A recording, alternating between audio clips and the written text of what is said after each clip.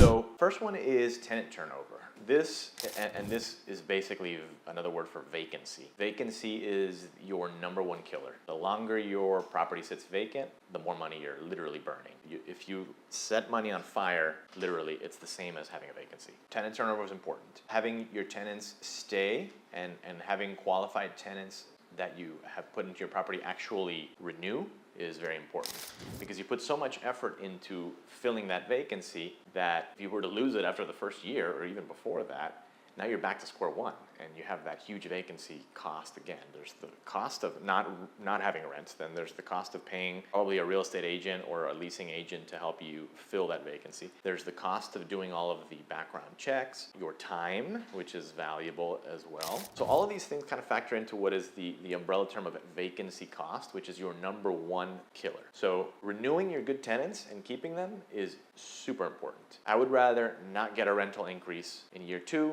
than to have a vacancy if it's a good tenant. If it's a crappy tenant and you don't want them, then that's another strategy that you need to look into. But if you have good tenants, keep them, renew them, make sure they're happy, make sure that they do not have any reason to leave or go look for a new property, because the vacancy will kill you.